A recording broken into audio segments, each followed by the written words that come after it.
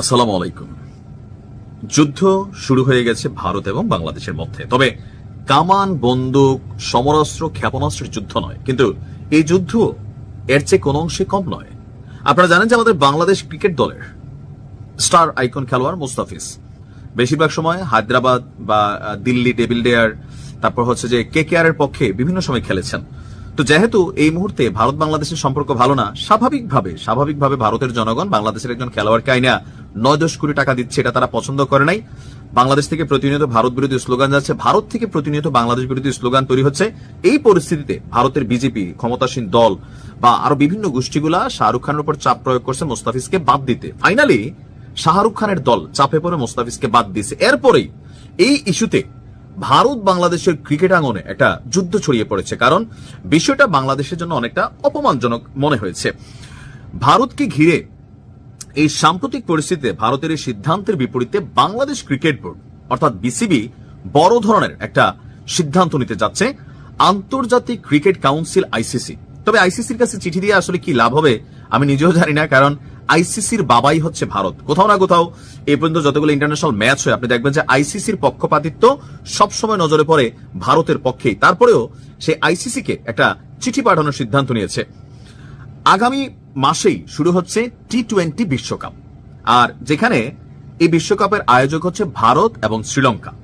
তো এখন সূচি অনুযায়ী বাংলাদেশ গ্রুপ পর্বের 4 ম্যাচের মধ্যে 3টি ভারতের কলকাতায় এবং একটি মুম্বাইয়ে অনুষ্ঠিত হওয়ার কথা। প্রথমত এখানে নিরাপত্তা সংখ্যা দেখা দিবে। এই পরিস্থিতির মধ্যে যদি কোনো খেলা হয়, বাংলাদেশের খেলোয়াড়দের স্টেডিয়ামে দেখলে ভুয়া বই স্লোগান দিবে, উত্তেজনাকর পরিস্থিতি তৈরি হবে, এর কিন্তু কোনো ভুল নাই। 100% হবে। অন্যান্য সময়ের হিসাবটা আলাদা, বাট এখন হবে। তো এই যে পরিস্থিতি, এটাকে মাথায় রাখা উচিত।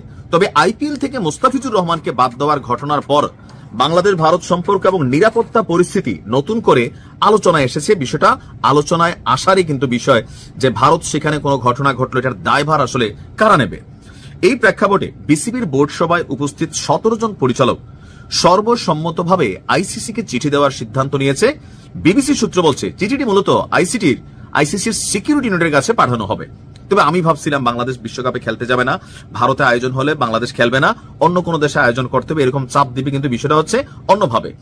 তো কি আছে এখানে, বিসিবি স্পষ্ট ব্যাখ্যা এবং নিশ্চয়তা চাইবে। কোনটা নিশ্চয়তা? বিশ্বকাপ চলাকালে বাংলাদেশ দলের ক্রিকেটারদের সার্বিক নিরাপত্তা কিভাবে নিশ্চিত করা হবে সেই বিষয়ে জানতে চাওয়া হবে। নাম্বার 2, মুস্তাফিজুর রহমানকে ঘিরে সাম্প্রতিক যে ঘটনা সেটা কিভাবে ঘটলো এবং ভবিষ্যতে এই ধরনের পরিস্থিতি এড়াতে কি ধরনের ব্যবস্থা নেওয়া হবে। তবে এটা সহজ উত্তর আমার কাছে আছে, বাংলাদেশের ক্রিকেটারদের উচিত ভারতের রুপির প্রতি লোভ ছাড়া। পৃথিবীর অনেক দেশ ভারতের আইপিএল খেলে না, তাদের সাথে ভারতের সম্পর্ক ভালো না, কিন্তু আমাদের দেশের খেলোয়াড়দের এগুলোর প্রতি ফিলিংস নাই, তারা টাকার জন্য খেলতে যায়। তো না গেলেই তো হয়েছে, বাদ দেওয়ার প্রশ্ন আসে কই থেকে, আমি গেলামই না, বাদ কই থেকে দিব।